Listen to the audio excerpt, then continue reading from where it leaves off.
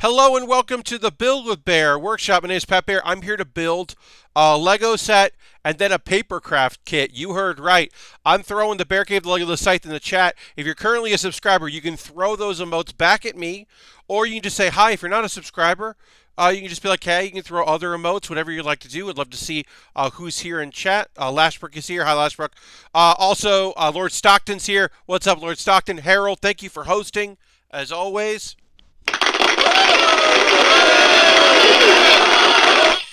This didn't work for a second there. I hadn't pressed the button hard enough. And I thought for a second that this stopped working, which would be a shame. Ristovan is here. If and when that thing breaks, because it's gonna. I mean, it's just a piece of machinery. Dirty's here. Hi, Dirty. Here at the beginning of the stream. Nice. Love to see that. When that thing eventually goes, I'll just get a digital soundboard and play that. And we'll get, copyright-free soundboard stuff so that I don't get demonetized on YouTube, which is fine. Not that I monetize my YouTube. I don't monetize these videos, but I monetize all the other ones I put out. Whatever. Anyway, hi. Welcome. We're going to build tonight. It's the usual Saturday stream. We're going to finish up a Lego set. I started working on this on Thursday. We got Robin on his bat cycle, so you can ride it individually. It's going to combine with this one, which we're going to finish up, which is Batman's bat cycle, and they combine together to become the bat cycle. And they're chasing down Mr. Freeze, who's here on his little sled, which is adorable. Mr. Freeze doesn't need a big fancy vehicle. He's just going to freeze, the ground, and then get from A to B. Do whatever needs to be done. Does it need a big... Look, would it be adorable if Mr. Freeze's vehicle was a modified ice cream truck? Of course it would be. It would be wonderful. It would be so nice. That's not the case. That's not the case. Anyway, we're going to build some Lego. And then, when the Lego build is complete, we're getting into it, my friends. We're jumping into papercraft. That's right, papercraft. Thank you to the person that bought this off my wish list. Harold, what's up? Throwing in the emotes. Appreciate that. We've done one of these before, so I'm very excited to do the other one.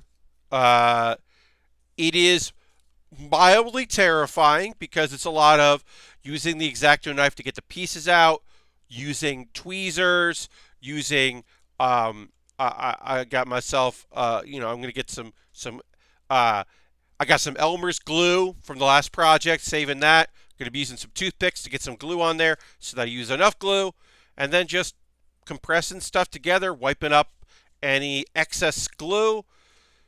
Doing my best. Going to use this a lot for reference, I feel like.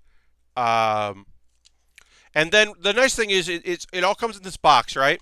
Which I'll use this one so you can actually see it because of the green screen stuff. And then when you're done, you could just put it on top of the box and it becomes a display, which is pretty neat. But yeah, that's not now. Not now. That's coming up because we don't have a lot of Lego left. This was a 200-piece Lego set. It's not going to take too long to build. We're going to finish it up today on this stream. I hope you're all doing as well as you can. Thank you for everyone that's here. If you're here for the first time, welcome.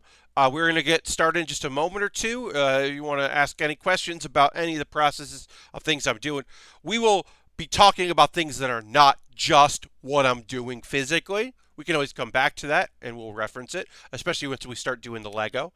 But we also will chat about other things because that's what happens. Yeah, Mr. Bob is here. Hi, Mr. Bob. And yeah, we're going to have a good time. Reminder, if you use Twitch Prime, you got to manually renew. Consider doing that because it helps. But let's go to the overhead and we'll get to building. Igniama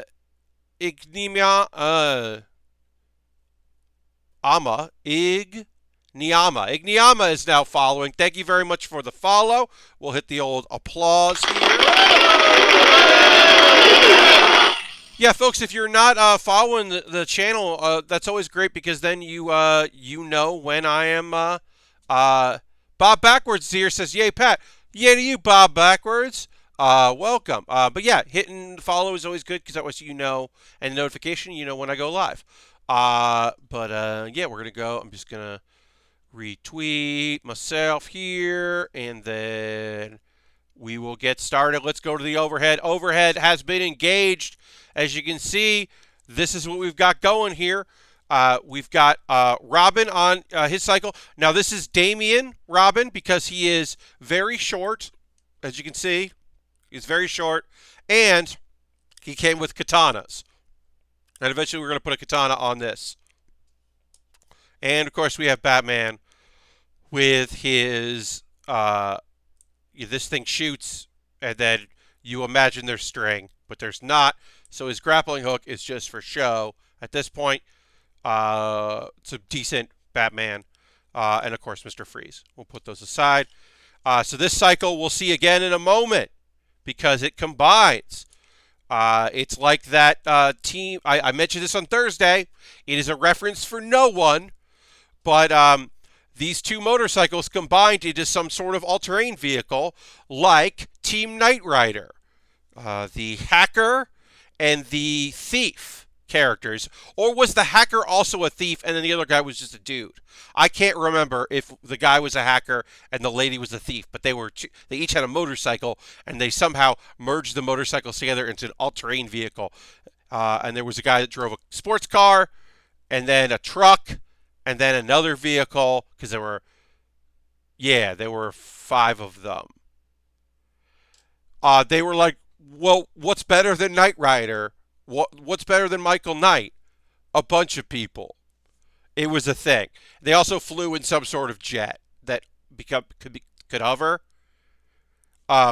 It was a syndicated show, and it's okay if you don't remember it because I shouldn't. I have an affinity for Knight Rider. I have watched every reboot, every imagining, when they have tried to reboot the show with bring back Michael Knight, when they've tried to do like Michael Knight's son or nephew taking over, when they've tried to reboot it with a different team. I have seen any incarnation of Knight Rider. Knight Rider 2000, Knight Rider Forever, I think was the last one was called. I've seen them all. The idea of a guy and his AI car just works for me. It doesn't hurt that it's the voice actor of Kit, the car, is Mr. Feeney. It's the same person. That doesn't hurt me loving Knight Rider after later.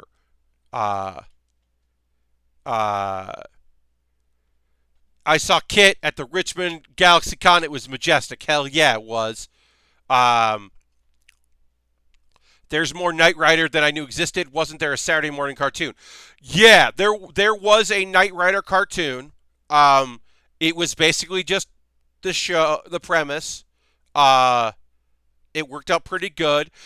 The car drove into the mobile truck way easier.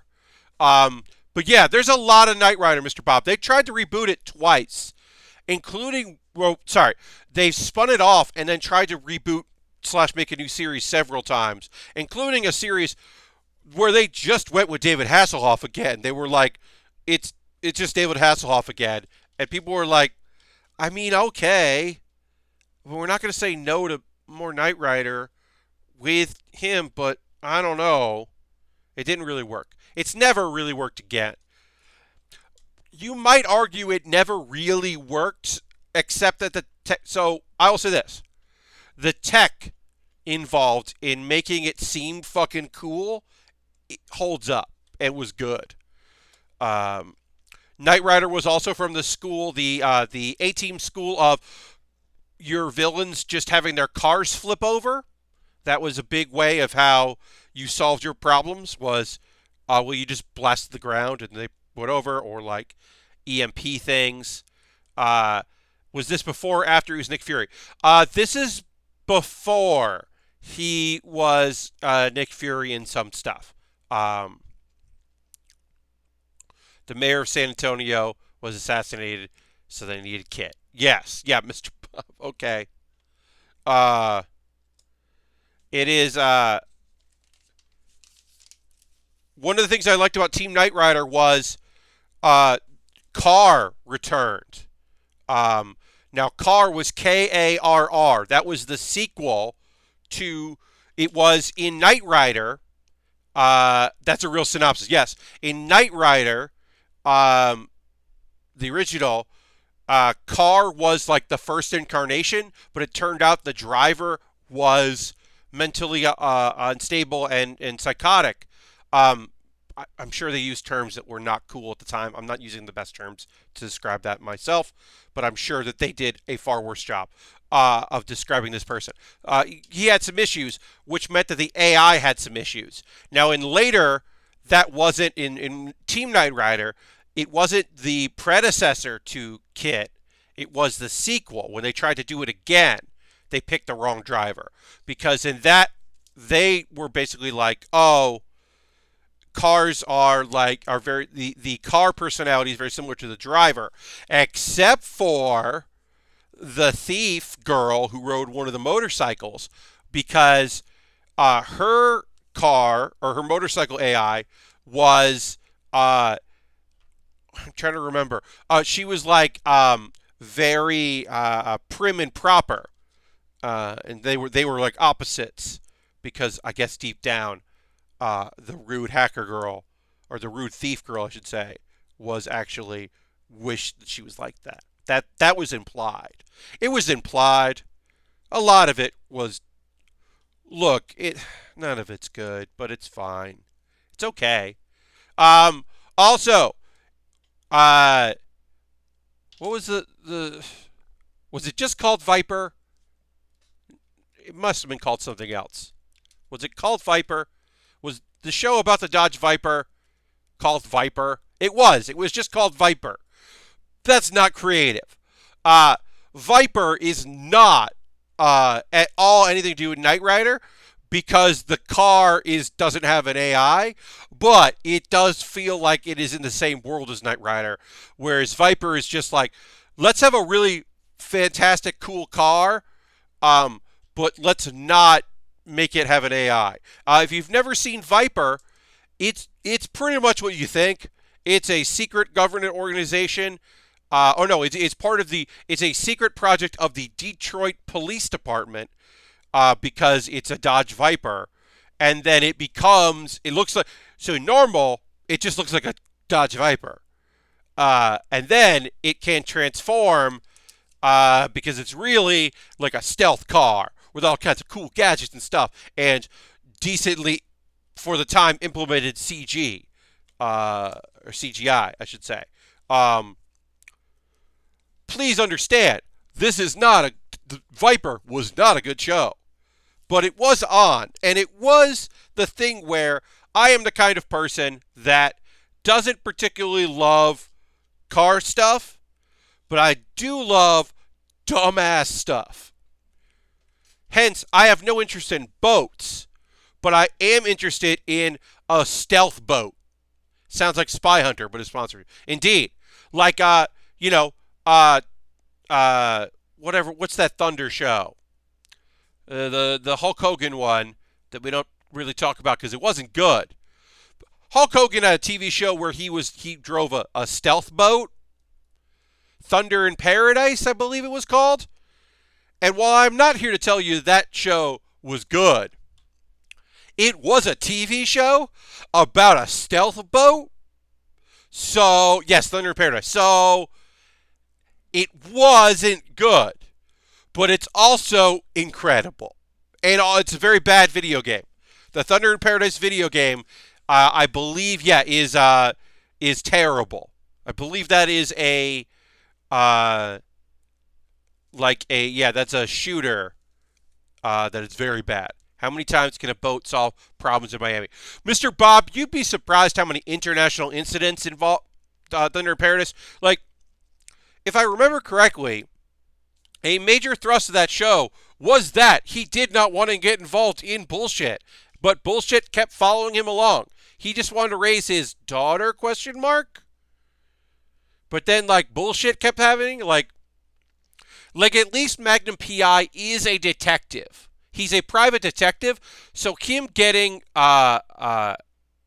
him like running into problems is at least what the show it makes sense because he's like dealing with stuff. Whereas if I remember correctly, the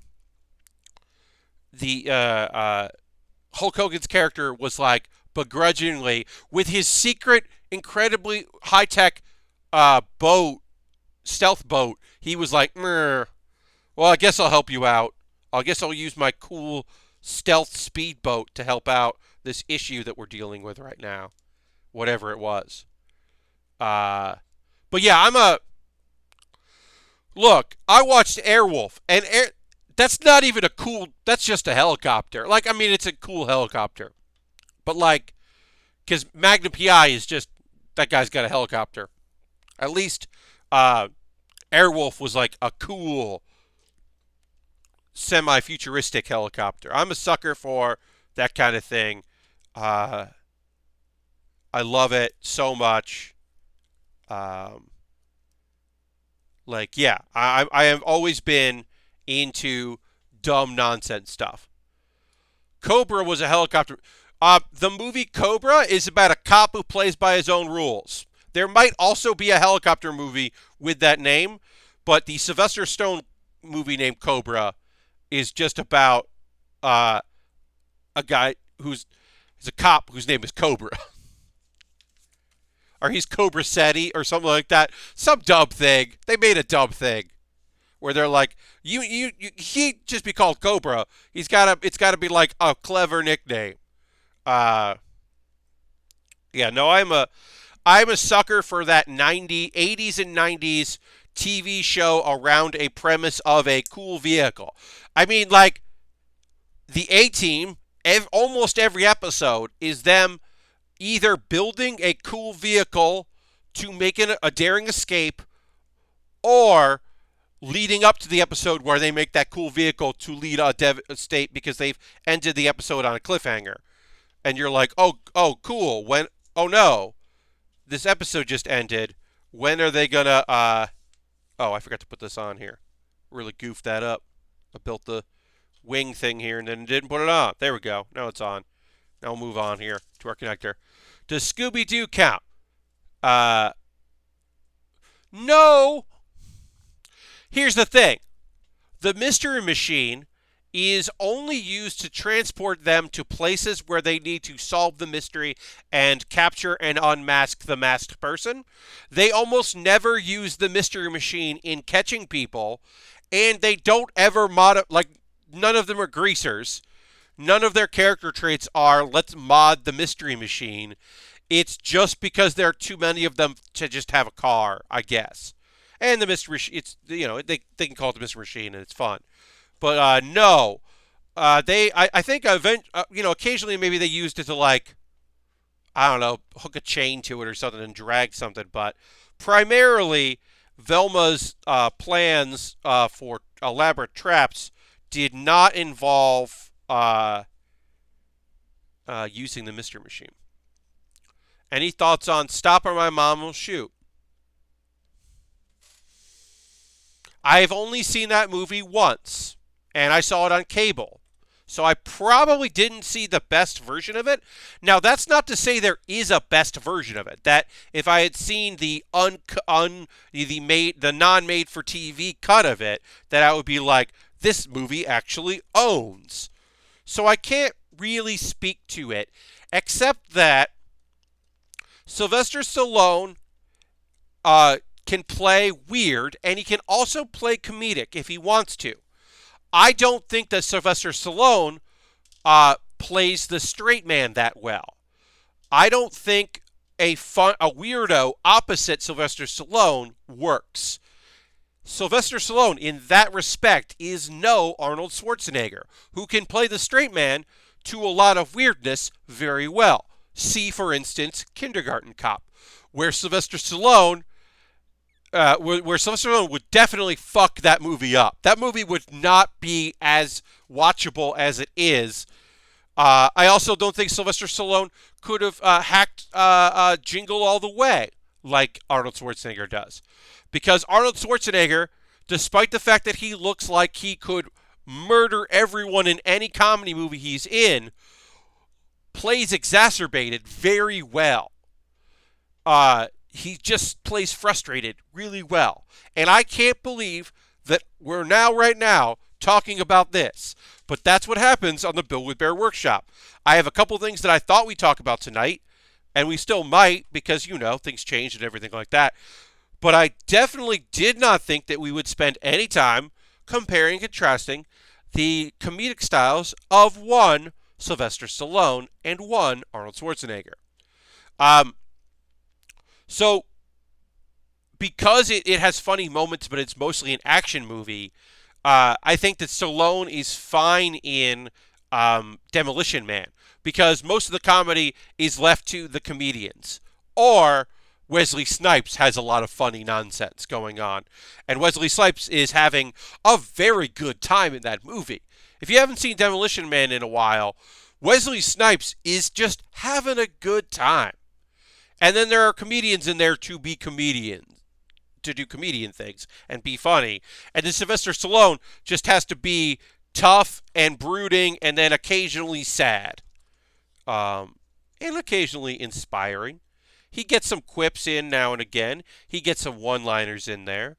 But for the most part, he's just like going with what's going on. Try not to fuck it up. Lax Action Hero does not work with Stallone. Lord Stockton, I would agree with that. I don't necessarily think that it works at all. I do think that it was ahead of its time, but I also think that there is a better movie in that movie than the one that got made. That there is a better version to be made of that premise, and that premise is done a little dirty by the production. But Stallone definitely doesn't play that well. He would not do a good job with that. The real sadness of all of this is that Kurt Russell could do all of the movies I just described and make them better. Possibly not Demolition Man. It's possible. I would say Demolition Man, of all of the movies that I listed, is the least likely to be better if you cast Kurt Russell in the role. But Last Action Hero, way better. Kindergarten Cop, way better. Jingle All the Way, way better. Yeah, I think that maybe Demolition Man, he does it. He's playing it a little too cheeky and it doesn't work. But Kurt Russell, by God, just a fantastic actor. Kurt Russell's second best movie is the one he hardly spoke in, Soldier. Oh yeah.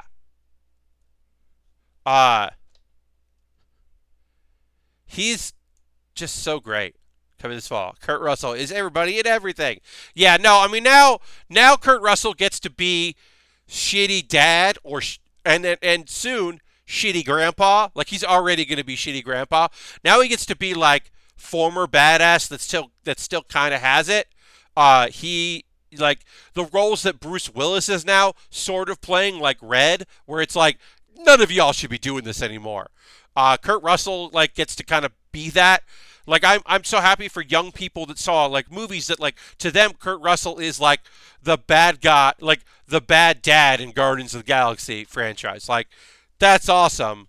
I'm happy that they get that they get a cool, weird version of Kurt Russell to like that's their Kurt Russell, and I think that's cool. He's got to be Santa Claus. I'm sure he. Here's the thing: we're on the internet, so Kurt Russell. I'm sure he's been Santa Claus. Yeah, Kurt Russell has been Santa Claus in Christmas Chronicles in 2018. So this recently, he was siblings Kate and Teddy Price hatch a scheme to capture Santa Claus on Christmas Eve. Oh no. When the plan goes awry, the kids join forces with a somewhat jolly St. Nick and his loyal elves to save the holiday before it's too late. It was And just so you know, I believe this was on. It's on Netflix and Amazon Prime. And holy fucking shit, that is a handsome Kurt Russell. Saving to desktop so that I can import the image here. Going here, we're going to add this image. We're going to look at this Kurt Russell here. Give me a second. Got to import the image. It's probably a better way to do what I'm doing, but I'm doing this way. Okay, here we go. And look at that guy. Captain Ron, indeed. Uh, would True Lies have been better with Kurt Russell? Oh, Harold, you were saying that he was, not that he's got to be. He got to be Santa Claus. Look at that Santa. That's great. Kurt Russell, great work. You're going away now. Going away now. Because we got to get back to this. Captain Ron. I mean, I would say if you're gonna compare Snake Plissken to Jack Burton, or you're compare and contrast, you're gonna ask me which is better. I'm going with Jack Burton only because uh, Escape from New York is great and Escape from L.A. is not great. I would love to see a cut with better CGI because that CGI in Escape from L.A. is unbelievably awful. Um, so yeah, I think I'm gonna go with with well, also because Jack thinks he's the main character of his story, and he is not, and I love that very much. Uh, it's just a good premise. Uh, yes, he was. Yeah, he's a lot of good stuff. I guess I should. I don't know. I don't know what to say about him. Or about if he would be better in True Lies. I think Schwarzenegger does a great job in True Lies. And I don't know if he would if you know I don't know if I buy uh that Kurt Russell playing that character like gets fooled by anything. Uh so I don't know. I prefer the Stargate TV shows to the movie. So Richard Dean Anderson will always be my Colonel Jack O'Neill. Yes. Harold, I don't disagree with you. I think Atlantis wasn't great, Stargate Atlantis, but I do think that it was still okay. And I do think that Richard Dean Anderson does a fine job. And also, the actress who played Marianne on Gilligan's Island is in there as a doctor, and she's great as well. And her name escapes me, and I apologize for that, but her name does escape me. I think she does a fantastic work in that show. That is a pretty good show. Uh, SGU was an okay TV show. Yeah, I mean, like, Stargate was kind of neat, and it's not bad sci-fi. It's pretty fun sci-fi. Some cool characters, some cool choices. Yeah, I don't have hate in my heart for that show.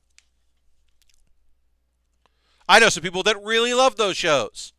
That Stargate is their goddamn thing. That in the same way that I know that I am an asshole when people say, "Hey, Star Trek or Star Wars," and I go Babylon 5. I know I'm being an asshole.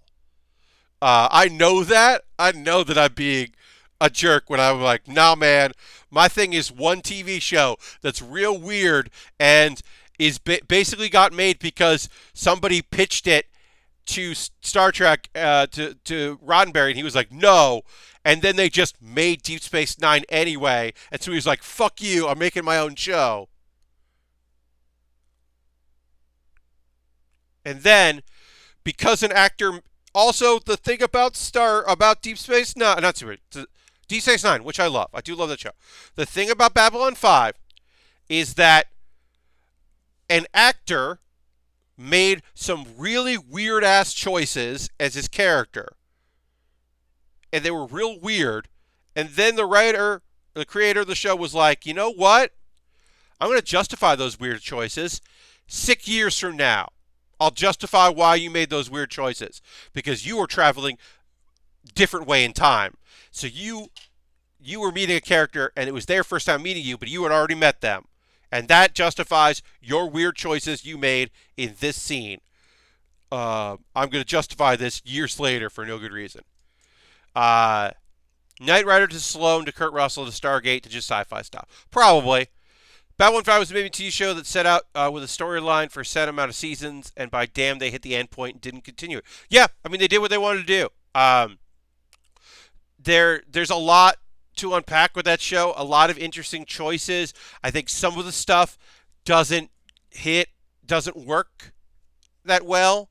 I think, there's a few moments of that show that don't, the kind of like, I'm going to become more human stuff is probably weird and not great. But the idea of some, corporeal beings and the fact that there was one guy that was in a suit the whole time because he was really another race and was just wearing this costume and pretending to be, a thing, and how that definitely fit. It did. It fit and worked, and you're like, what the fuck? All right, so we got our middle part here from our bike, and now we can combine the two bike parts, and boom, we got a big old cycle. And we can put Batman on this cycle. We'll put Batman in there. Got to take his weapon off so he can sit in there.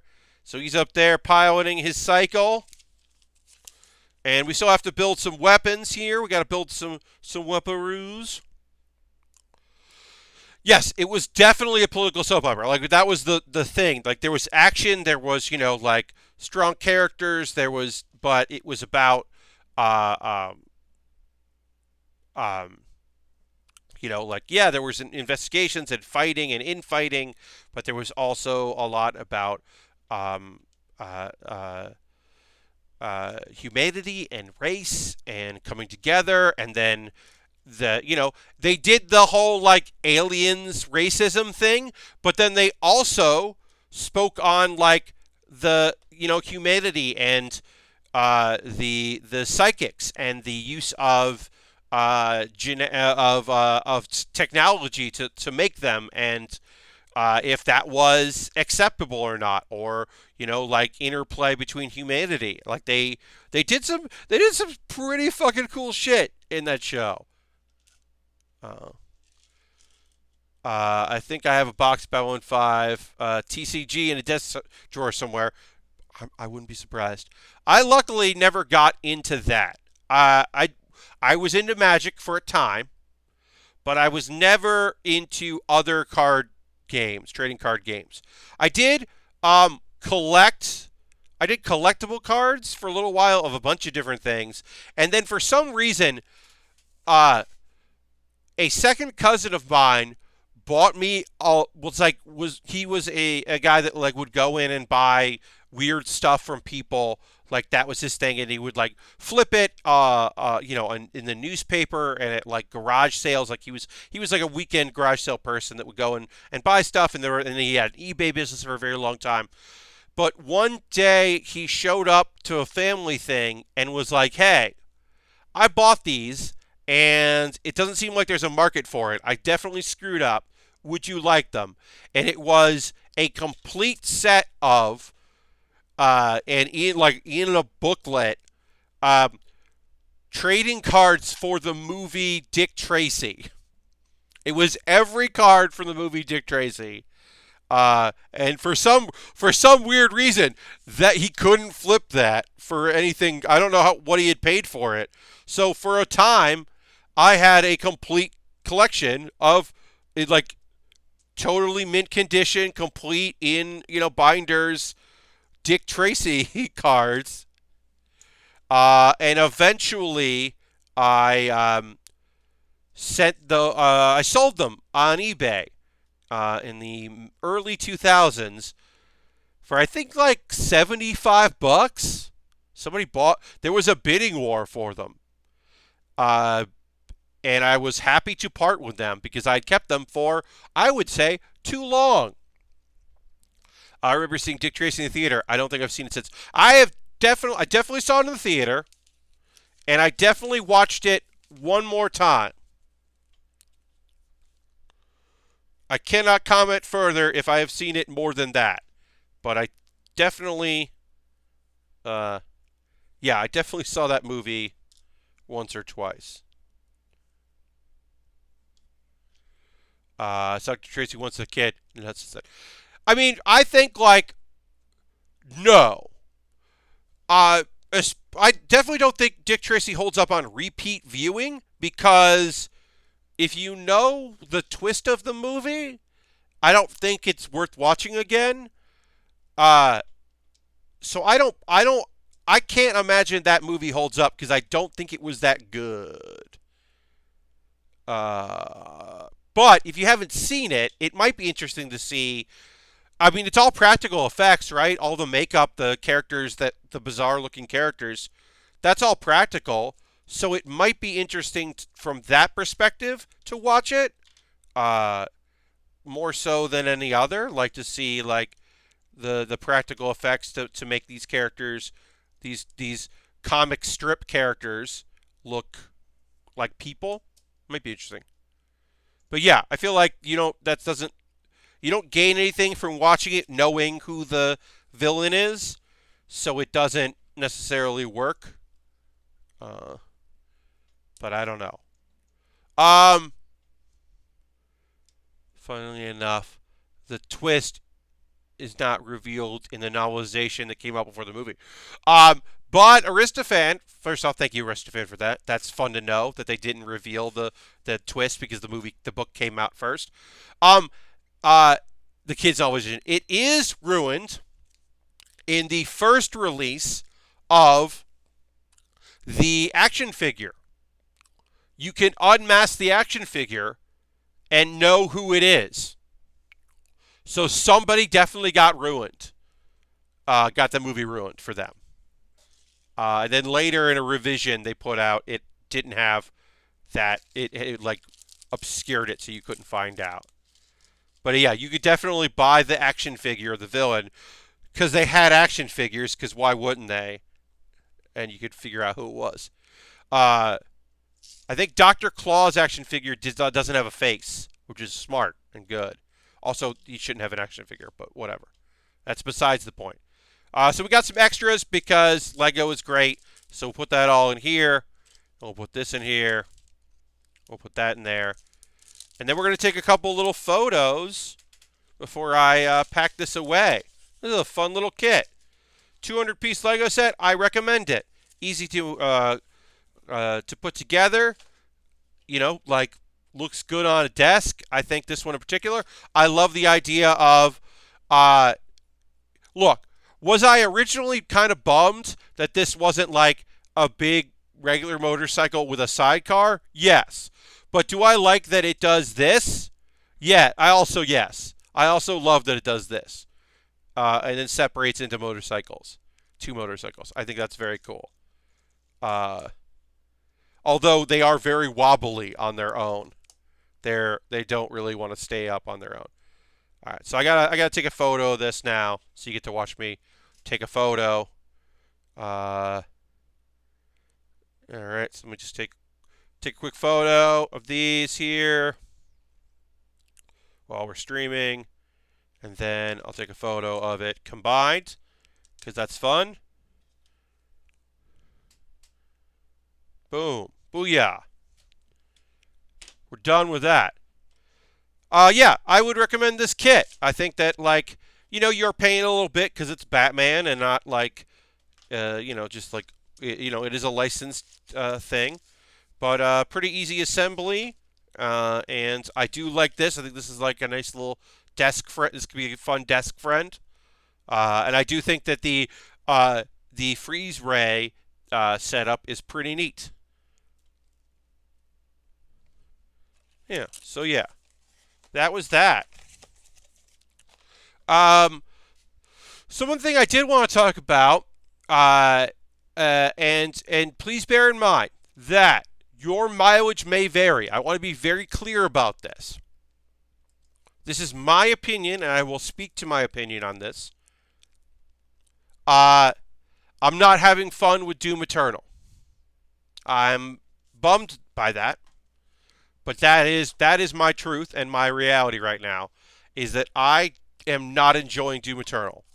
It has a bad plot, it doesn't need to have a good plot, but it's not a fun plot. Uh, I think the platforming I am having trouble with. I am not good at. I don't want to say it's bad platforming. But I will say I am bad at the platforming. And I am frustrated with it.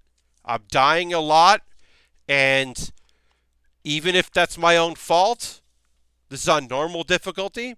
I'm just dying all the time and not ripping and not tearing.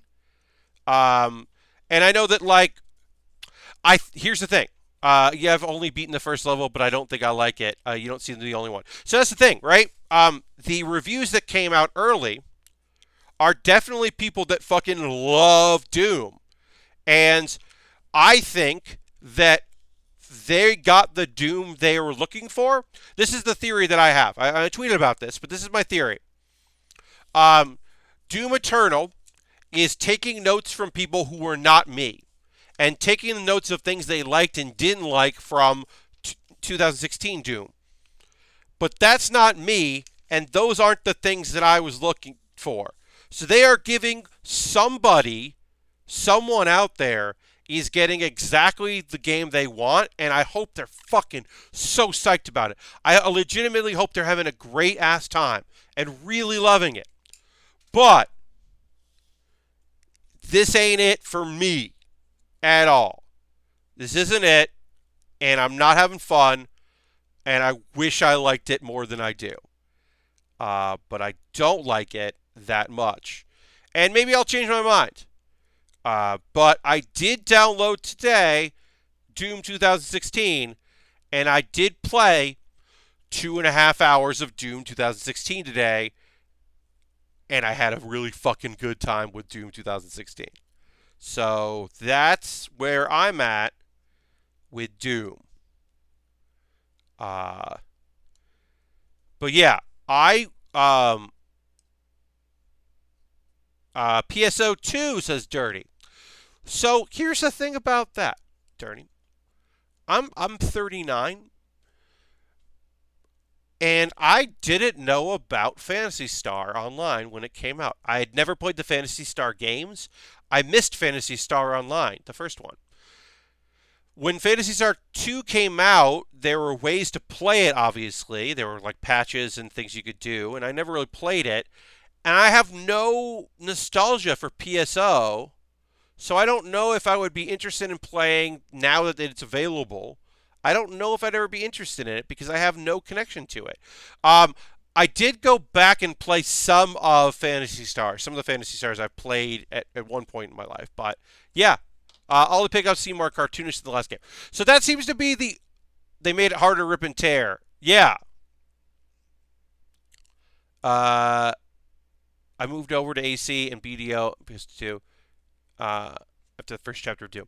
Yeah, I think like for me, it's just that I might just play through Doom. Or here's what I might do, y'all.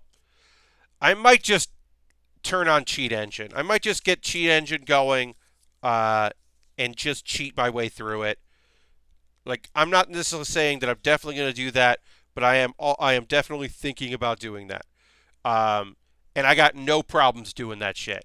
Because fuck it. I want to have fun. So I might Cheat Engine my way through the game.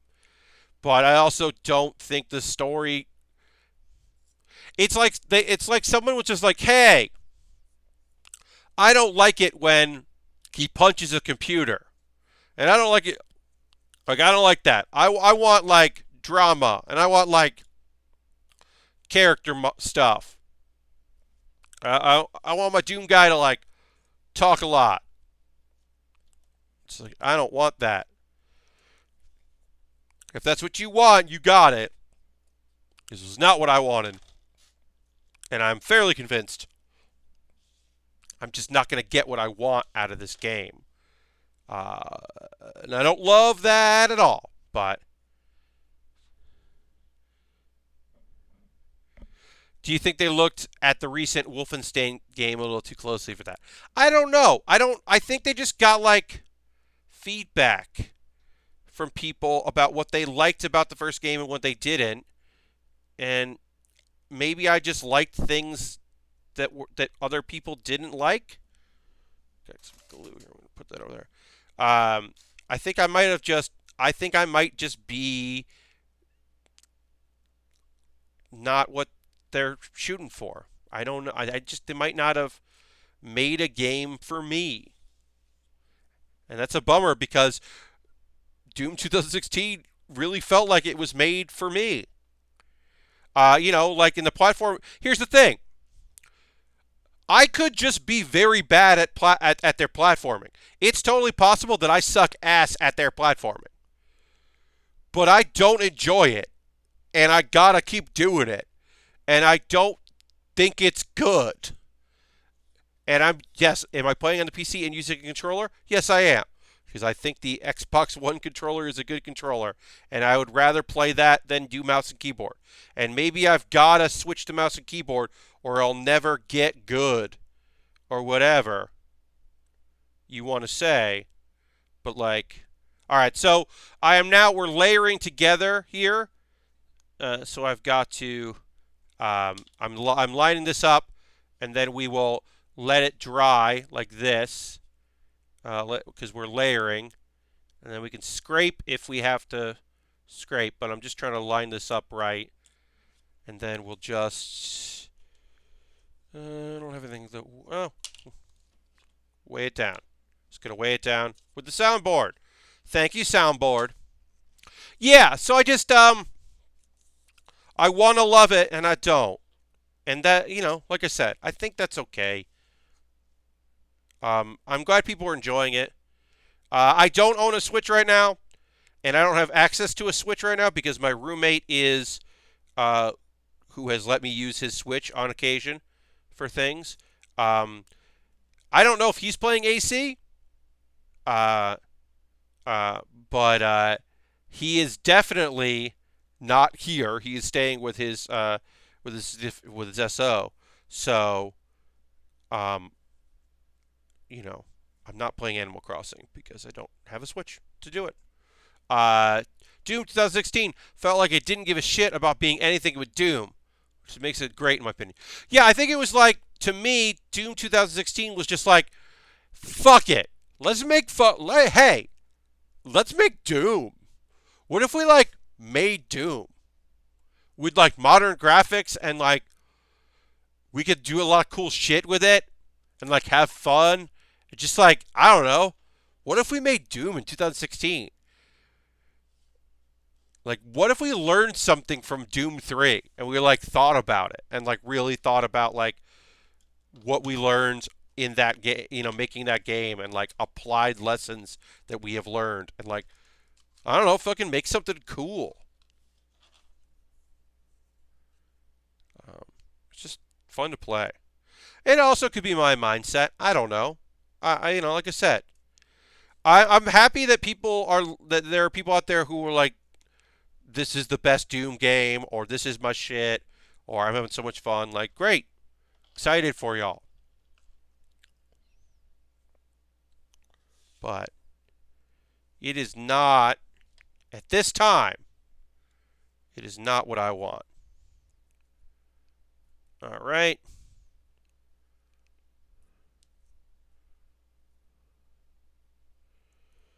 Okay, so now one cool thing about this is you might be able to see here in the overhead, there are some dotted lines where it would like me to put some stuff because we are layering on here. We're just going to layer some stuff, slowly layer things. We could do some paint if we wanted to paint this. That's not going to happen. I'm not going to be painting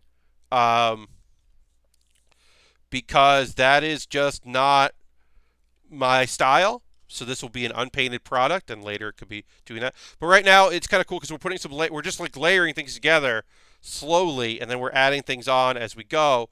And we'll be adding detail and just kind of building it up as like a 3D space. The other nice thing is because we're doing this as like it's going to be a 3D because it's papercraft. There lives within this some room for error, which is where I like to live, is within the world of some room for error. I am very happy to have some amount of freedom to fuck up a little bit. So we'll just put a little glue over here, glue there. We'll put some glue here. But also we're going to be putting a layer of things kind of on top of this, so it'll be okay if it is. If we get a little glue where we need glue, where we don't need glue. And I'm just using Elmer's glue here on and just using I've got a bunch of these. Just gonna apply where I need glue. And I'm trying not to do too much. The only place where I'll use a lot of glue is when we are building the trees, because that's going to require a lot of glue to keep that stuff afloat. But you don't need to go too overboard with glue on this step. Just kind of need to set where you want it. And then it does take a little time to let things dry, which is fine. We will take a pause for the cause in a moment or two. I want to get a little work done here before we take our first or we take our only break, not our first break, our only break. But we will take a miniature break here in a moment or two, and I'll talk about ways you can support the channel if you're so inclined. But obviously you're under no obligation to do that. But yeah, we'll hang out. I'm posting about it on Monday. My next build stream will be Monday. We'll continue this kit build on Monday, so you can. We'll have that coming up. But I do want to say that while we do have that coming up on Monday, next Wednesday is going to be a pretty cool stream. It'll be at 9 p.m. It says on my calendar thing 8 p.m., but I'm going to push it back to 9. I don't want to say exactly what it is, but it will be the first thing I've done on this channel. The first time I've actually streamed on this channel and not just hosted something that's going to involve multiple people. I will be taking advantage of the fact that a lot of people are home and doing stuff and using various ways of like Hangouts and Zoom to do a meeting thing and do a stream with guests.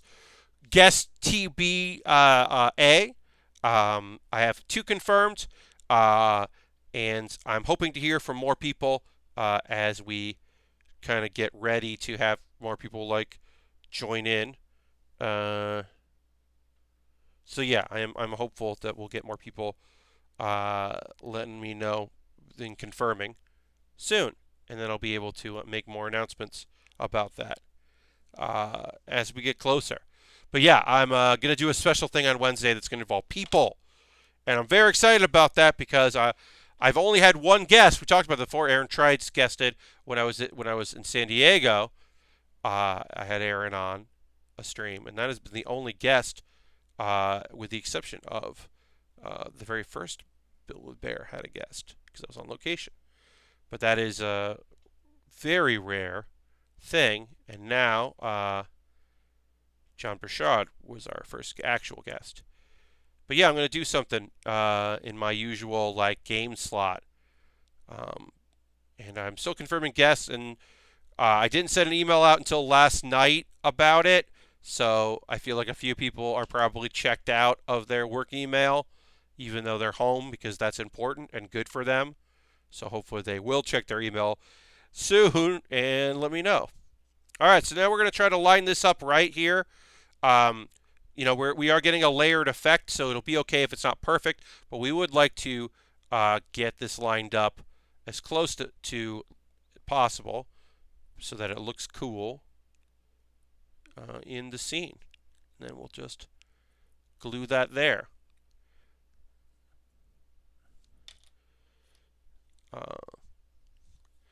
This is the only second papercraft I've ever done. Monday, I'll have the other kit, the Princess Mononoke one. I'll bring that out because that's on my shelves, which this is going to join as well. I'll bring that out so that we can kind of compare and look at it and kind of see what's going on ahead, because I think that's helpful to be able to do. I don't know how long this will take. I mean, like a lot of it's going to be like doing the trees and stuff. I do have a master grade. I'm going to have to put a poll out for my $10 patrons soon about what I build next, because right now I do have 2 kits after this to build. Lashbrook has sent me some stuff that I don't know, it's going to take a while to get. And then I have 2 things that supposedly are coming on Wednesday, but I imagine will be delayed, and everything will be delayed, and that's fine. And I'm not bummed out about that in the slightest. I get it. But yeah, I was supposed to get a kit yesterday by 9 p.m. The Freedom 2.0 master grade was supposed to arrive yesterday by 9 p.m. It arrived at like 7 a.m. today, and that's fine. It's fine by me, my friend. I bought it on Monday, and they said it'd be delivered on Friday, and then it wasn't, and I got it a day late. Like whatever, day late, that's fine. Especially since I had this to work on, I was very happy. And I still have 1 high grade waiting for me, and then I have another master grade and a high grade supposedly coming next week, because I received an Amazon gift card for $75, and I used it to buy model kits because I do 6 hours of builds a week, so I gotta have model kits. All right, and then we'll just layer on the head here. Some really good work there, and then press. Obviously, doing the cars we've done for Initial D are similar, sort of, in some ways. Those are different because you are taking 2 pieces and using liquid cement to adhere them together. And in 3D space, while this is certainly 3D, you're mostly layering to create the 3D. So this is a lot easier to do, and I think ends up looking rad. Put a little too much glue on here, so I am going to. But I do think that this is less stressful than building a car using liquid cement. But yeah, and if we wanted to paint this, it does give you directions on what colors to use. Obviously, these instructions are all fully in Japanese. There is no English on this sheet at all. There is not 1 word of English anywhere here, which is fine. I'm here to say I do not need it to tell me English things. But it does mean that I'm like really focusing the best I can. All right, let's take a pause for the cause. Folks, if you're new to the stream, you don't know what this part is, this is where I'm just going to talk about ways you can support the channel if you're so inclined to do so. You are under 0 obligation to support this channel in any way, shape, or form. But if you'd like to, you're more than welcome to do that. If you're currently a subscriber, let's throw the Bear Cave, the Lego, the Scythe emote in chat. Dirty just did it. Let the people know. You can use Cash Money to do that. You can also use your Twitch Prime coin. If you have your Amazon Prime linked with your Twitch account, you have Twitch Prime, you get a coin. You can use that once a month. You have to manually do that to support a stream. Bits and coins are always appreciated. They mean that I just get closer at the end of the month to getting that payout. And that payout helps out a lot. So if you'd like to do that, you're more than welcome to. Also, if you're a subscriber, the last stream of the month, which this time around will be the 30th, which is a Monday, 2 Mondays from now. The last stream of every month, the build stream of every month, I give away something that I've built on the channel before. This month, I'm giving away 2 Lego sets that, through a bunch of errors, meant to send out last year, mailed it out, came back returned, mailed it out again, The person had stopped paying for their PO box. They were going through some stuff, and they were like, "I actually don't want this now." But it had taken so long to go back and forth that it's just been sitting there. I've been kind of like waiting for them to want to try it again. Forget that. It's already packaged and ready to go, and just been living here. So I'm going to mail out 2 kits that I wanted to send out months ago. But yeah, a subscriber is going to win those 2 Lego sets, and then they get to take them apart. They display them. Maybe, sitting in your place right now, you just want to build some Lego. And here's some kits you can take apart. The instructions are there. All the Legos are in there. So if that's something you want to do, you could do that. Uh, but yeah, I'm going to quickly go through some ways you can support the channel if you're so inclined. As I said, I have that. I also have a Patreon. Patreon's a great way to support the stream. $1, $3, $5, $10. There's a bunch of different ways, a bunch of different levels. You're under no obligation to do so, but if you would like to, it would help me out. I I have donations, and that goes to buying kits and equipment. I really appreciate that. If you want to donate, here's some ways to do that. You're under no obligation, as always, to do that, as I said. But if you'd like to, you're more than welcome to. You don't have to do anything. You just hang out. But if you can help out, this would be a great time as I try to get through it, like a lot of other people. I have an Amazon wish list. Now, Amazon has said that Amazon is prioritizing food and medical, but entertainment items seem to be not their priority, but above other things. Home office stuff seems like stuff they're going to send out, but it does seem like they are mailing things that they deem okay to mail.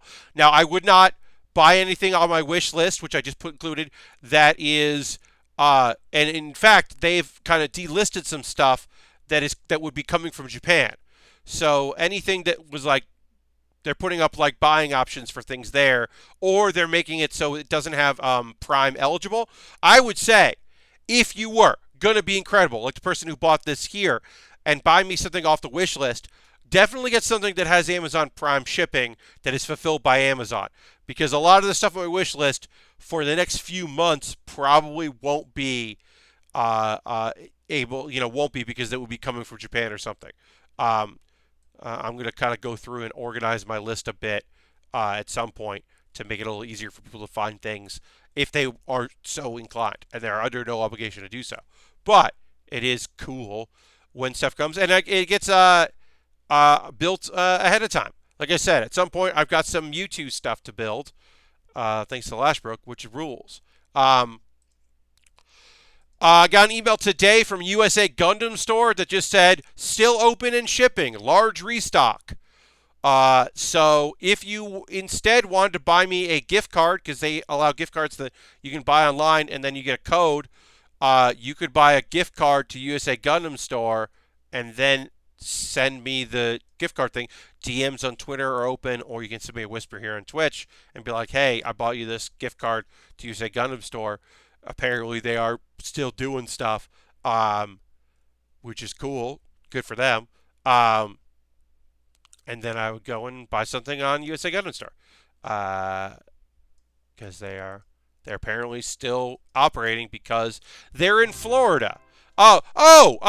Igniyama just subscribed. Thank you so much. Let's hit the Bear Cave, the leg of the scythe in there with Twitch Prime. Thank you for using your Twitch Prime. We're going to hit that right there. Thank you so much for being a subscriber. That's fucking rad. I really appreciate it. And enjoy your new emotes. You got yourself the Bear Cave emote and the Lego emote. Yeah, you can buy something at USA Gundam Store because they are in Florida, and Florida is mostly just doing whatever, I guess. Sorry, Harold. But yeah, they seem to be just doing whatevs. I got Discord. I have a Discord. You can join my Discord if you want to do that. We're going to get back to building in just a moment, but I want to get through this stuff there. Yeah, enjoy those emotes. I do, as I said, I have the Discord here. And you can join that. A couple things before we get back to assembly of this and glue and stuff. Here are some links to watch. I have to imagine y'all have time to watch things, and you all might be even dare I say, looking for things to watch. So perhaps you'd be interested in watching Pat Beer's Anime Club that I put up on Monday. This most recent episode is about bait and switch anime. That is anime that is um, uh, your agriculture commissioner has already asked for it. You might be shelter in place in the next few days. Well, Harold, I would hope so. And yeah, thinking about you, buddy. Um, but yeah, Pepper's Anime Club is a video about bait and switch. Shows that are like, hey, this is what this show is. This is a plot of the show. But really, they're like, it's actually not that. It's this thing. Um, I had 4 examples of those, one of which is probably well known. Some of them which might not be that well known, including, I think, the most interesting one, I think, is probably the one that people know the least. So take a look at that. Lots of spoilers involved in that. And then I do talk about Madoka Magica, which I think is probably the most popular of the 4 shows in there. Maybe Melancholy is well known. But yeah, Mononoke Magica, even right now, doesn't necessarily feel that dramatic, but for the time, actually exploring a theme like that was really interesting. Um, Dirty throwing up the moats, hell yeah. And then, Baering the List is the weekly thing I do. I rated the pilots of Gundams in Gundam Wing. The 6 people that primarily piloted for a large period of time Gundams in Gundam Wing. I looked at those 6 fine folks. And then next week is another Gundam thing. So that's a tease for next Wednesday. Give you something to look forward to. And then we're going to talk about some anime we're going to talk about, God, I Love Madoka. It was the first anime I watched when I first started watching anime. Okay, wow, Lord Stockton. Watching an anime that like goes out of its way to play with the genre. That's a really interesting way to start. Start with that. It really plays with it. But yeah, I talk about the shows that kind of the 4 examples of shows that really played with that. Like Melancholy that I talk about, like is weird because in many ways it still is a slice of life comedy, but once it reveals some secrets, the weirdness of the show makes more sense. Because I didn't want to talk about like a bait and switch to me isn't, the main character is actually a god. Like that part is interesting, but like the world around it, it makes more sense and everything fuels into it. The SOS Brigade, and all that, like all play into it.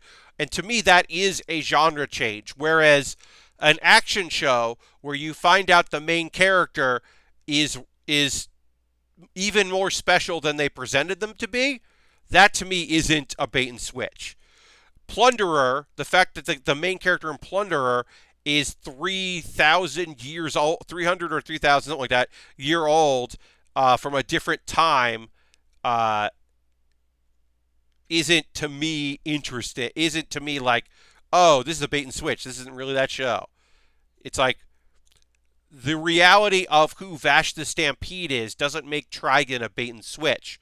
It just attempts to somewhat justify the choices, the character choices that happen and what happens in the plot of Trigun. Anyway, let's talk about modern anime. Kind of. We're going to talk about 2 shows that had recent episodes that came out today, and then 1 show that I just watched randomly. So this is what I'm going to be doing, I think, for the next couple weeks until new shows come out, because let's see. Yeah, we are 10 days away from new anime. Basically, the first 2 shows in the new season are the ladies baseball anime or softball anime that I'm not super interested in, and Tower of God, which some of the art for that just doesn't appeal to me, but I think that it's an interesting concept. So I'll be watching that. But yeah, we're 10 days away for new anime, and shows are just fucking wrapping up.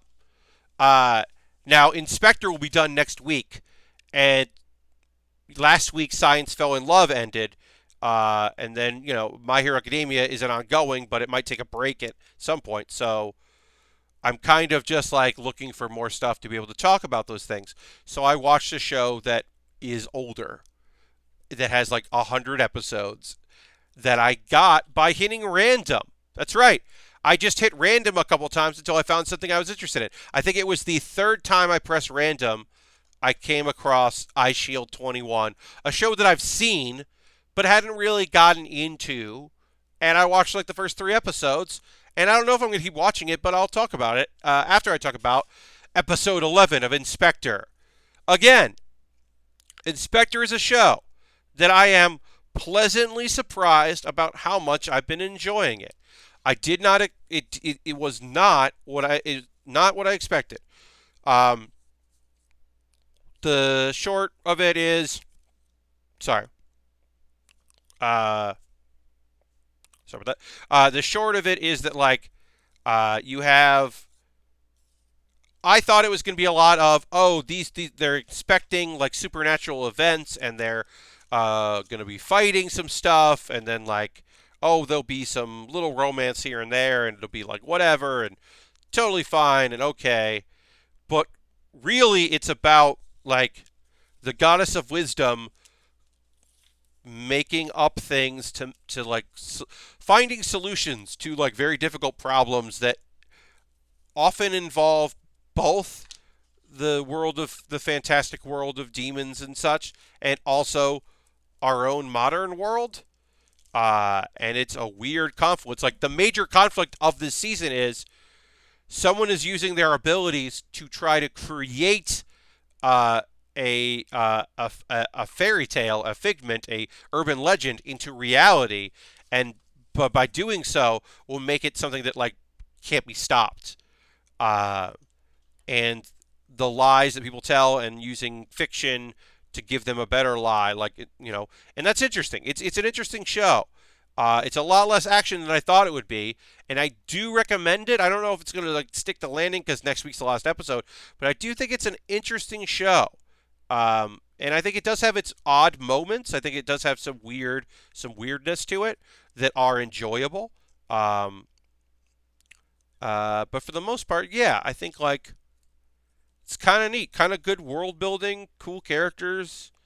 Um, it goes places I didn't necessarily think it would be. I think the main antagonist of the show was a big surprise, so I've been like kind of psyched about it. I don't know. Um, yeah, I think it's like a pretty neat show.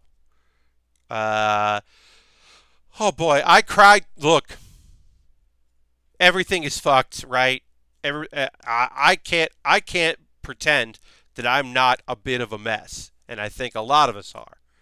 I cried today watching, and if you do not want to cry, maybe you wouldn't cry if you watched this, but Kenny Rogers passed away, and Dolly Parton put a short little video out, talking about her friend Kenny, uh, and she gets choked up.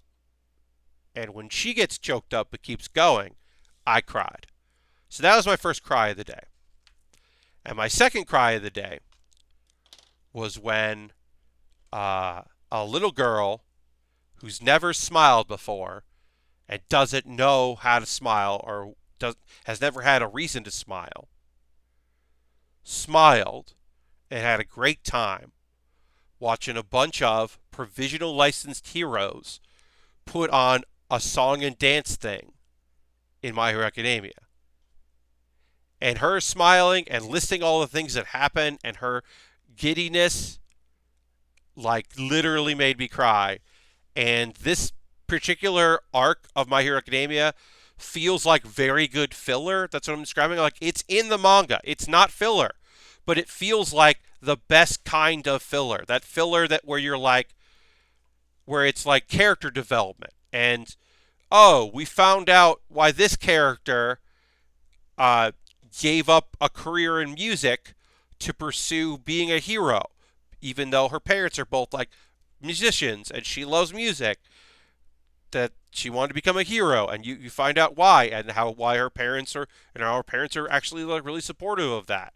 Um, uh, and you get to see like these characters who were like coming in to judge it have a really good time and being thankful, and it was a really fun. And yeah, it's also an episode where like it's also a thing where the Birdman plays fucking like gets a little guitar solo in there, and you're like, yeah, you know what?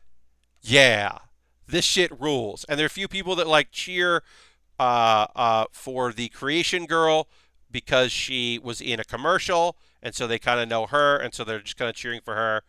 Uh, Momo, and like you just get to see characters like work really hard and do really well and smiles, and it's just like. And I will also say this: I was wrong.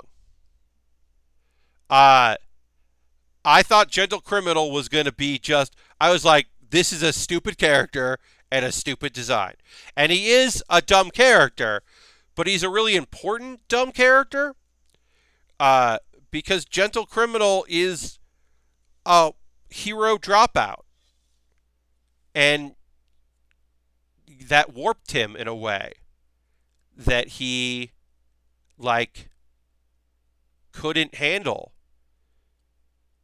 And that I think that was his big reveal, his like wanting to like have attention and have people know who he was and having this persona was just because he thought people needed to know that dreams don't come true, which is just like having Midoriya have a moment to like reinforce. It's like, yeah, he's got new support items. He's cooler. He fought a guy and he fucking did great. Um, with no knowledge of like what the person's abilities were, finding them out as he's doing it and like trying his fucking best. Like, yeah, he did great. But he also like was confronted with someone that he, felt sorry for and had compassion for, but still had to like stop. And it was an interesting element of that. I would say that I like legitimately really liked this arc of My Hero Academia. And we'll see where it goes. I mean, am I happy to see fucking uh, Flame Dad next week? No. I hate that guy. I don't want to see that. Get out of here. Get out of here, bad dad. I don't need this. I don't need that. But yeah, this episode of My Hero Academia was special in a way that I was really happy to see. I recommend it. So we need H2 and I1. Gotta find I1. I1. Clothes. We gotta put clothes on. Gotta put some clothes on. We'll need these things soon. G. We'll need G as well. We'll find our pieces here. All of these are labeled here with or not that, but they are labeled with a letter here, a little engraved in there, so you can find the sheets you need when you need them.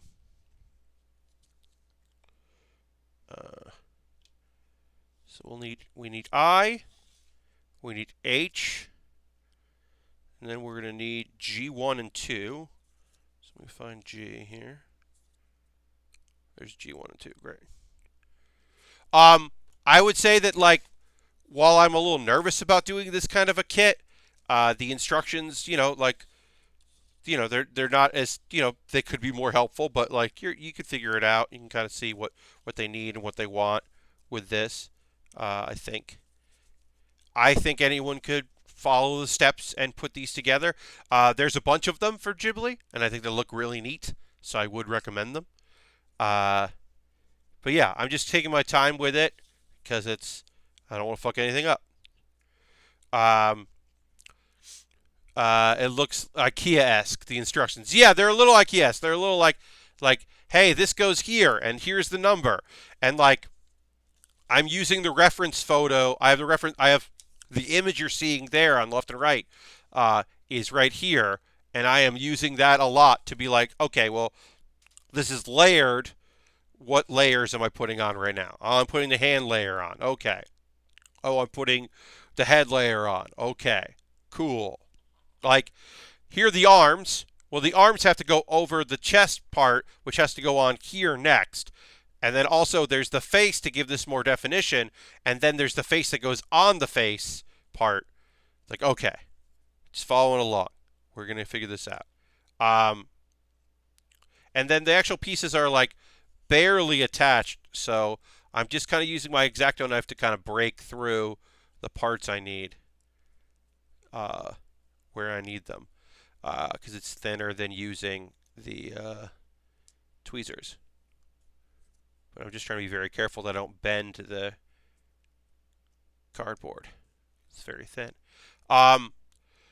Okay, yeah. So, do you think that this is what Shrek meant when he said ogres have layers? I'm guessing. Look, one, that's a great reference. I did not see that coming. I did not think that I would say Shrek on this stream, which is why I love y'all, because y'all do keep me in suspense about things. No, I don't think that's what Shrek meant. No, I don't think it is. But I do think that's very funny. Okay, so I'll say this right now. I fucked up. This little piece, there's a little piece on my finger here that's supposed to be attached, that's part of the neck, but is it the outside layer? No. So is it okay to fuck it up? Yeah, because we'll just put it where we need to go, and it'll be all right. So it's not going to fuck up everything by the fact that we messed that up. Because it's just the middle layer. It's not the outside layer. I don't think we'd be talking about most of the stuff we talked about. Indeed. I'm sure there are people who were like, oh, Pat's going to talk about anime. Did not think that I would be talking about Eyeshield 21. One, because it is an anime from the early to mid 2000s. And two, because it is an anime about American football. Also, the anime itself looks old. It is a weirdly old-looking anime. So, like, also, it has, like, I don't know. So, it has a Mutant League football vibe. It is a high school American football team, American-style football team. And Eyeshield 21 is the mysterious running back.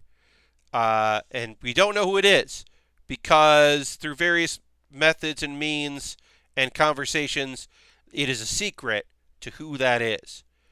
But eventually it is revealed.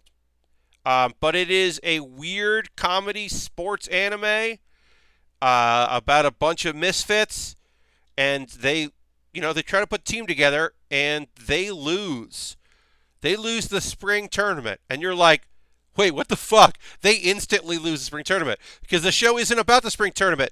Psych, the show is about the fall tournament, which is even more important because it leads to the Christmas Bowl, and they want to win the Christmas Bowl. And so it's finding more players, rebuilding the team with actual people that want to play football, finding cool characters, support characters, growing as a team, growing as individuals. It is weird and funny, and I don't know if you would like it, but I've watched some of the past and watched the first 3 episodes again today. Whereas it's way more. I compare it a little bit to Mutant League football in that it is football. Okay, so it is football the same way that Shaolin soccer is soccer. Do people like Eyeshield 21? It feels like one of those anime I only saw around because we didn't have any better. Yeah, I don't know if people actually like it. But like it's fantastical and over the top. Like people are like Haikyuu. While Haikyuu does have extraordinary performances from people, it does live in a reality. It does have a reality of what is possible. Whereas Eyeshield is over the top. It is a shonen about sports. Um, like people don't have superpowers, but they are superhuman. If that makes any sense. So it's weird, and like I said, like it is an odd thing. Whereas like In and Out or The Outers, I forget the name of it. There's a baseball anime that like is true to life. That feels like it could be live action. This I don't. This would be a very expensive show to do live action because the characters like have so much movement and are so weird. And it's also that thing where like you have characters that you're like, that's not a high school student. That's definitely not a high school student. Uh, so I like it, but yeah, I don't know. If you're looking for a long series, there's a lot of episodes. Like I said, I'm going to try to do this every stream where I click random on on Crunchyroll and just watch. I like I said, I'm not going to watch the first thing that comes up because it might be something I don't want to watch, or it might be like season 2 of something. They're pretty good about the randomizer, but I'll click on random until I come up with something that like either I've watched in the past or I want to watch again. I dropped my X-Acto knife and it rolled away, and I don't feel like getting up to get it, so I'm using this here to separate my pieces. My just tweezers to separate right now, because I just don't feel like getting up for the next half hour. Um, let's see. Yeah, so I'll just be kind of giving stuff a try because there aren't a lot of shows. Like I said, Science Fell in Love and Welcome to Demon School both ended, which were shows that I watched on this time around. So uh, I would like to be able to have things to talk about. On Monday, we will have Isaac Ken, I think, has another week. I'm going to check. Uh, but on Monday, my next stream, that'll be the last Heya camp, room camp, and that'll be the last on another show. So let's see. Yeah. Oh, it'll also be next week is the last. So tomorrow night is the last Isaacan. So yeah, on Monday I'll be finishing it up. So I want to have like some things to be able to talk about anime wise with y'all. Um, uh, because it's nice to be able to talk about things with people. Uh, no. So I haven't talked about Beastars. Uh, I don't think I'm gonna watch Beastars. I know I have friends that really like it, and I have friends that really don't like it. Um, it doesn't seem like all for one, the animation style. I'm gonna have to like what it's doing in the show to get over the animation hump because it just doesn't seem up my alley. And if I'm not interested in the plot, as I'm currently not super interested in that, I don't know. Uh, yeah, I don't think I'm gonna be checking that out. Um, I don't watch everything. I watch a lot of stuff, and also I am the person that watches a lot of things that nobody else fucking watches. Uh, and I understand that. Like I only know only one of my friends that watches a lot of anime is watching like um, uh, Infinite Dendrogram. Like I'm the only person I know that, other than like I said, the one person watching that, and that's fine. People don't have to watch everything. The animation is jarring at first, but it uses a lot of different styles throughout. Oh, okay. Yeah, no, I just like the core concept of the show just didn't pique my interest. Um, so I haven't checked it out. Uh, but yeah, I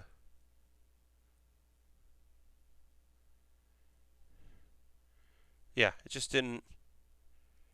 It didn't stand out as something that I was going to be into, so I haven't checked it out.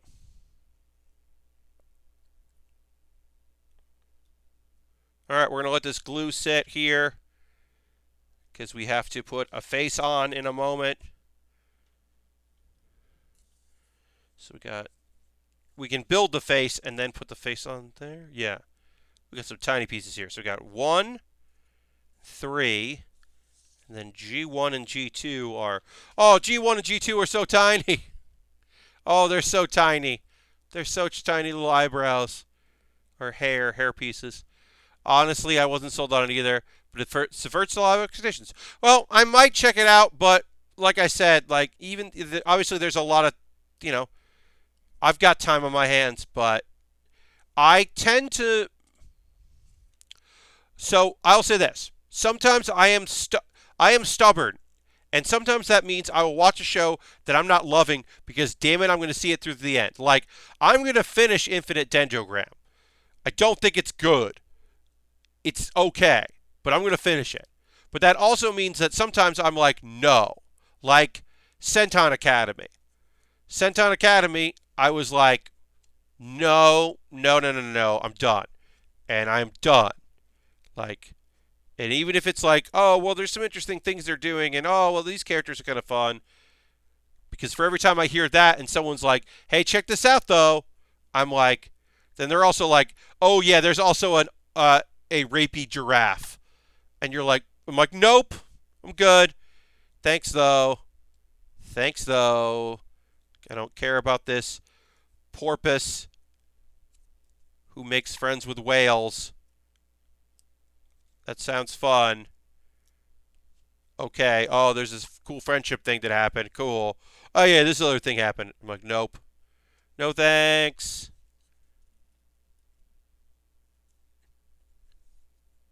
Let's see. All right. And we're just getting really tiny pieces here that we got to put on. Really tiny pieces. We'll do our best. You did that with bleach. Yeah, I mean that's kind of always been my thing. Is I like sometimes I'll stubbornly be like I'm going to see this through, and you know, not all the time, but sometimes that leads me to watching things that I'm like. It's not hate watching to me. It's like because I do think that the Infinite Dendrogram, which we'll talk about on Thursday when it wraps up. Like I do think there's something interesting about that show. I just think the pacing was really wrong, and it suddenly becomes very serious in a way that like it didn't earn, and then it like continued to be serious, and then it like expected me to care about a character that I don't care about out of nowhere, and I was like, "Oh, you didn't earn that one." Like, "Oh, there's some interesting things with this, but like, nah, you didn't earn me caring about that guy. What are we doing here?" Oh, it's just a care that like he couldn't fulfill his dream of being a musician, so now he's working as a villain in a RPG, a MMO RPG. I'm like, okay, cool. No thanks. Um,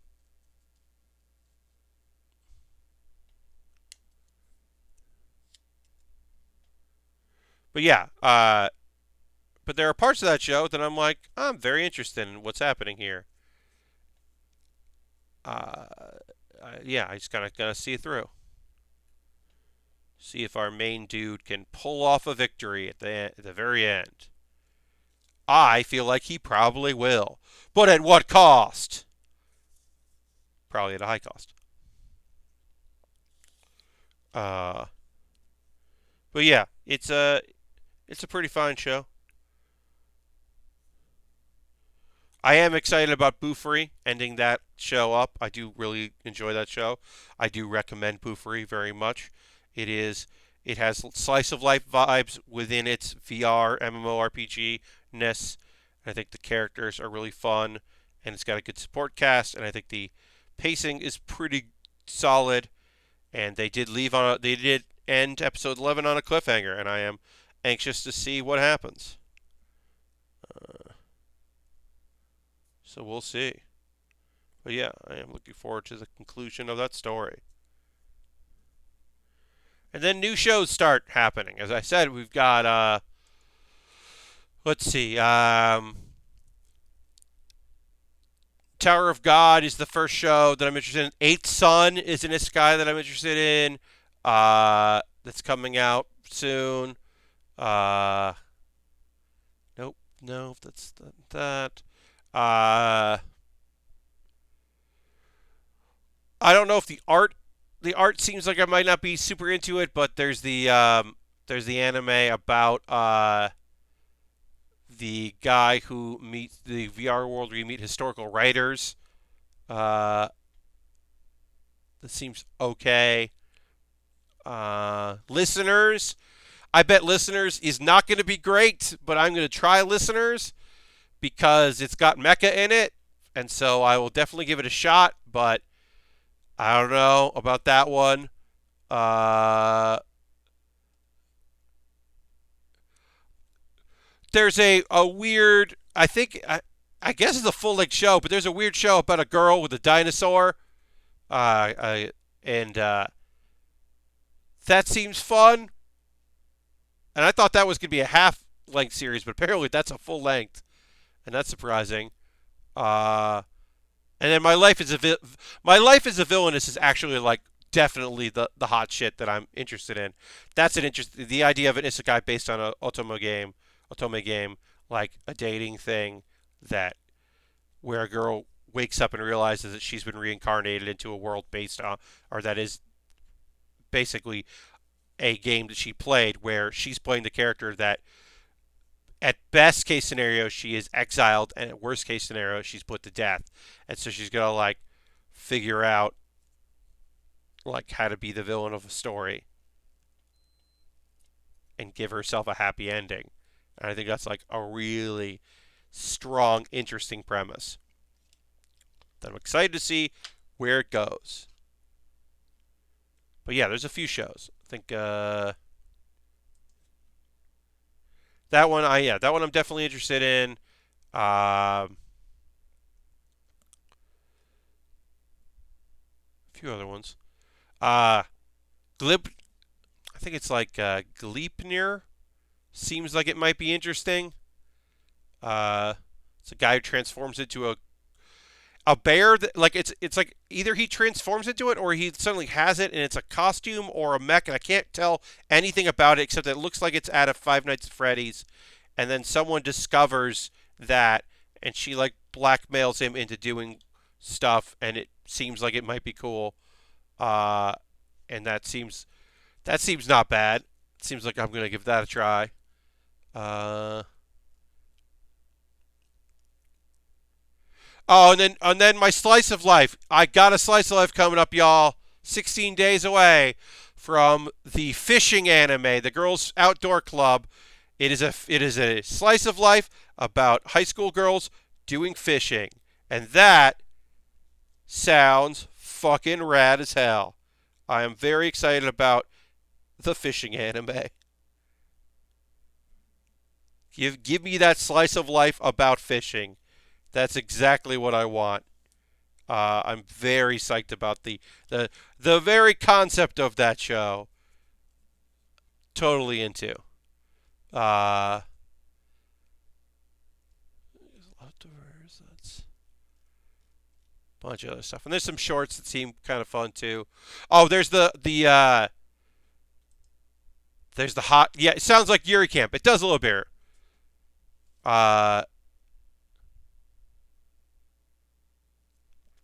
Uh, Heather says, thunder too loud in my apartment. Oh, sorry about that, Dirty.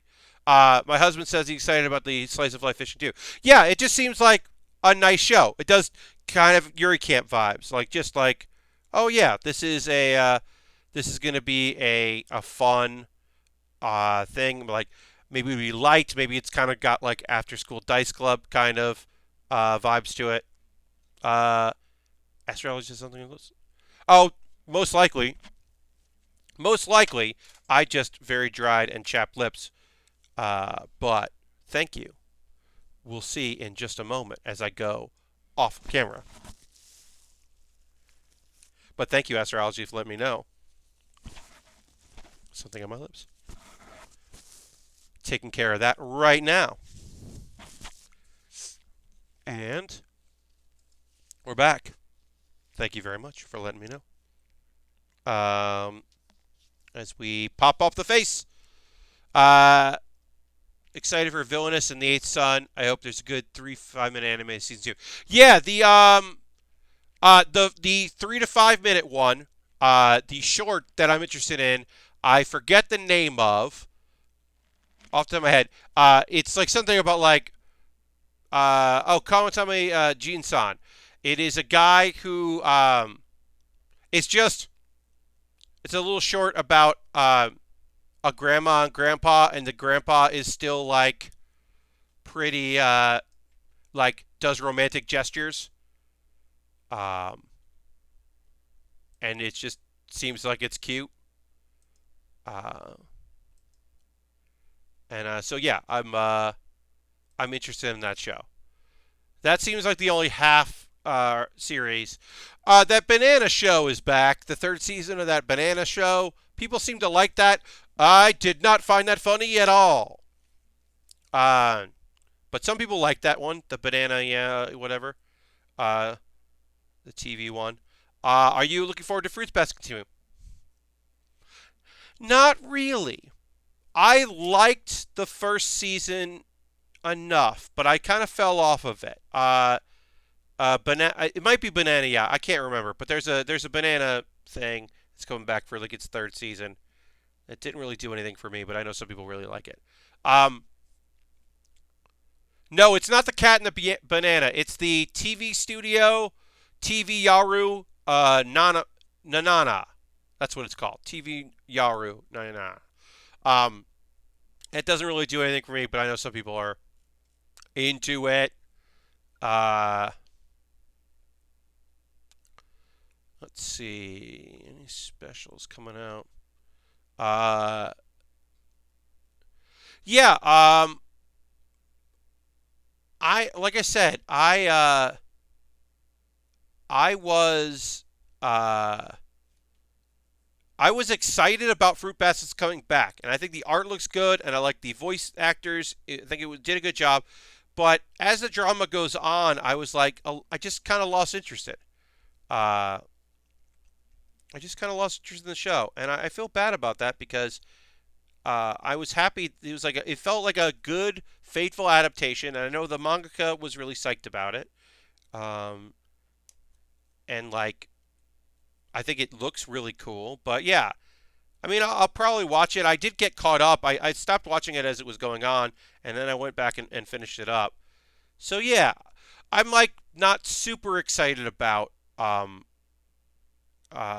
Fruit Baskets continuing, but I am happy that it like it. I'm.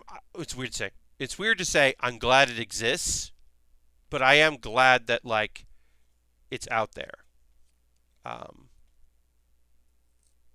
yeah, I may have just not been in the right mindset when it was coming out.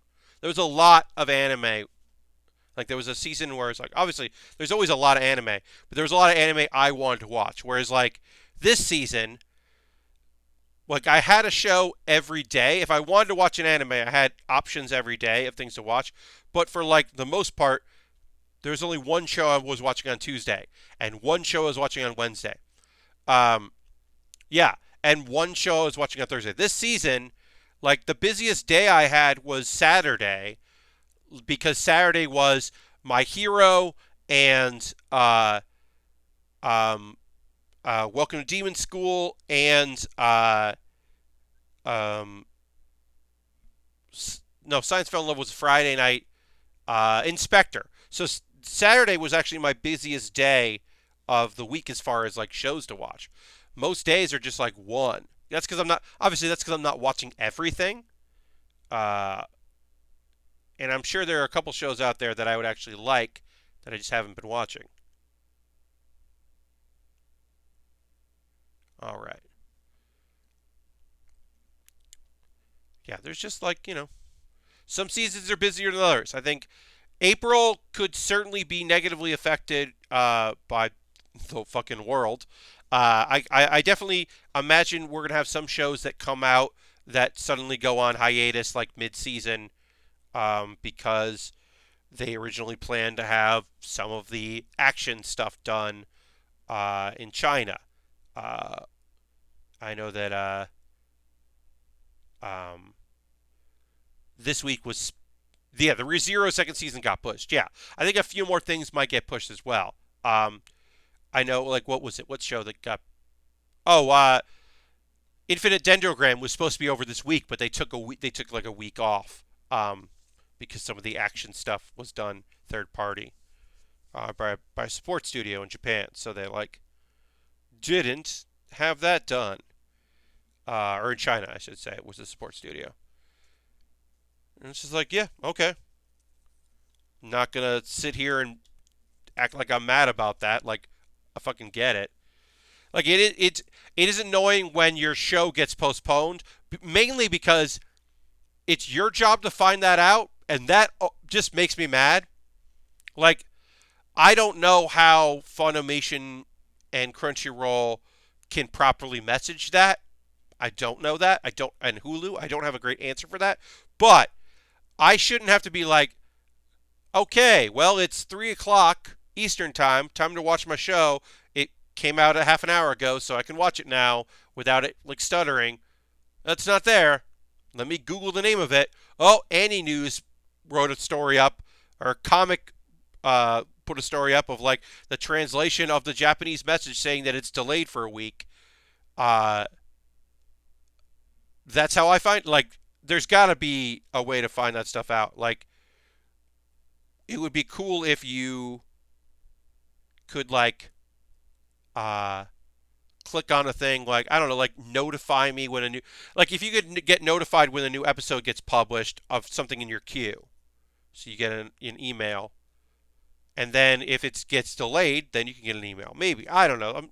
I am spitballing here, but I do think that like it sucks that it's on you to find out if like the show you watch regularly isn't going to happen, because sometimes you're like, I find it like I watch a lot of my anime when I'm having dinner, right? So I plan like, okay, tonight I'm going to check out these two shows, and then you're like, oh, what? No, I can't.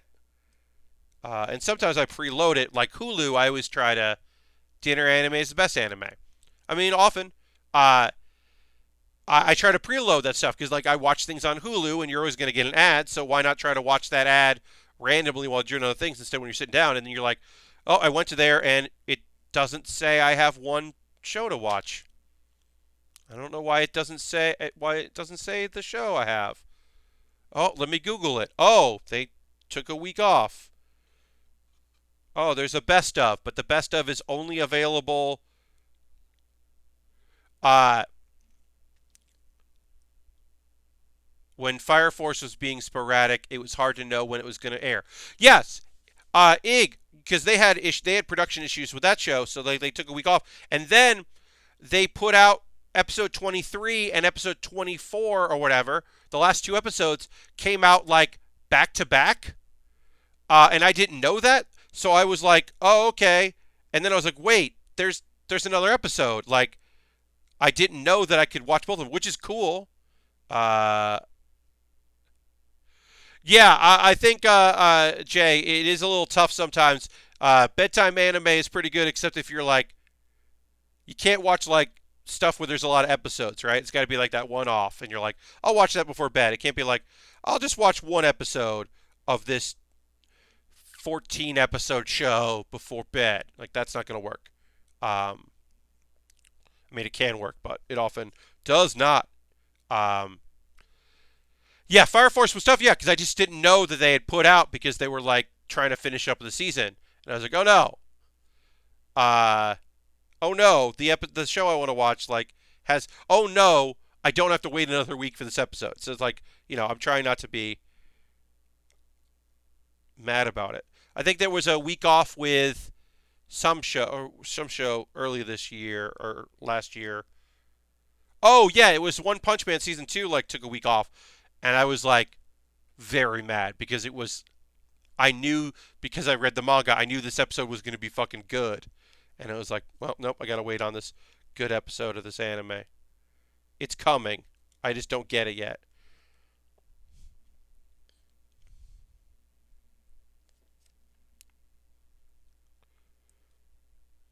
Especially since uh, Babylon was like 6 weeks into episodes or something. Wow. Also, like, imagine if you were the person who was like, I'm getting into this Fate series because I don't know what the deal is, but I've actually genuinely very surprised about like Crunchyroll has the episodes on like a 3 week delay from other streaming service, like, and that's just like, what? What the fuck? One Punch Man is definitely on my rewatch list at the moment. So like, I actually think that season 2 would be good on a rewatch because you can get through the first 2 episodes, which I genuinely think look bad. I think the first 2 episodes of One Punch Man season 2 do not look great, and then you can just get through them and then get to the good parts. And by good parts, I mean Garu just genuinely being more interesting than uh, than Saitama.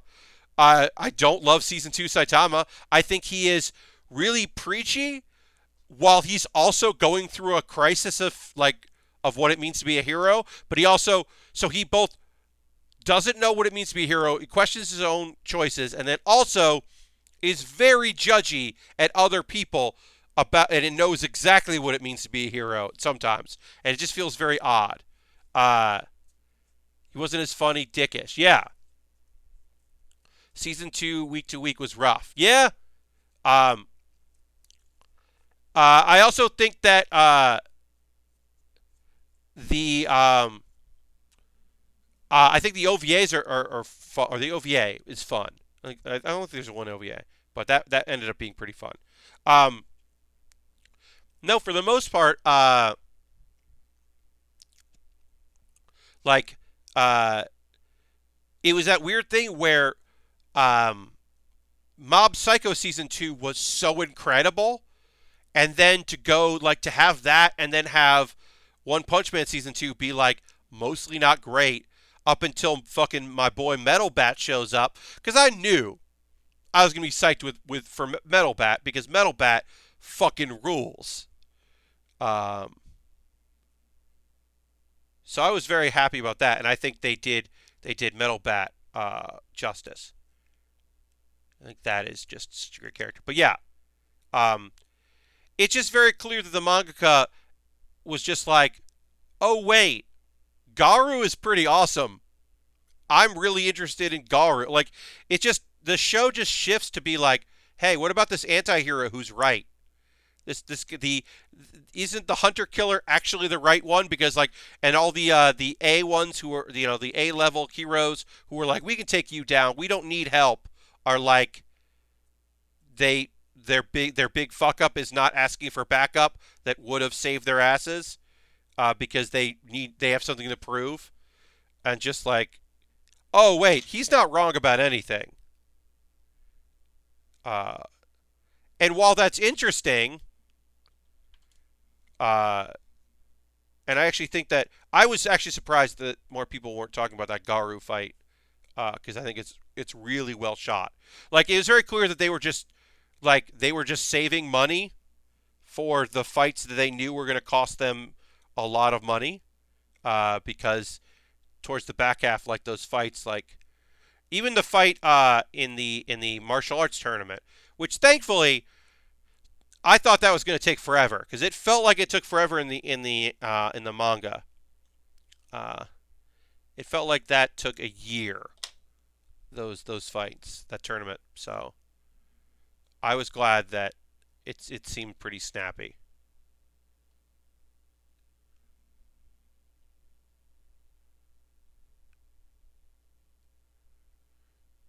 Let's get a little glue. And then we'll put this necklace on, which you can barely tell is a necklace.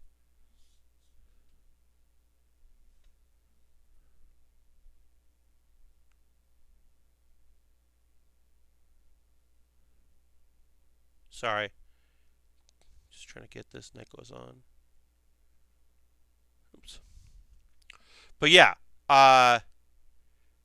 yeah, I probably could do a rewatch of One Punch Man and just skip through some stuff. The other problem is that like I don't like rewatching things on Hulu because this is my rant, and you know my rant now. I'm a broken record about it. I fucking give them money every month, and I don't give them enough money to not see goddamn ads, but I don't want to see goddamn ads anymore. And it makes it hard to binge. All right, we're gonna wrap up there. We have done we've got some work done here. We got to do our layers of our we're gonna have a lot of glue and a lot of green material as we make our trees and we make our grass. Um, and it's going to be a whole thing. We've got fake dirt or fake like grass here. We've got uh, like all kinds of cool stuff. We're going to make a tree. We got a lot of work to do on this, which we'll do on Monday.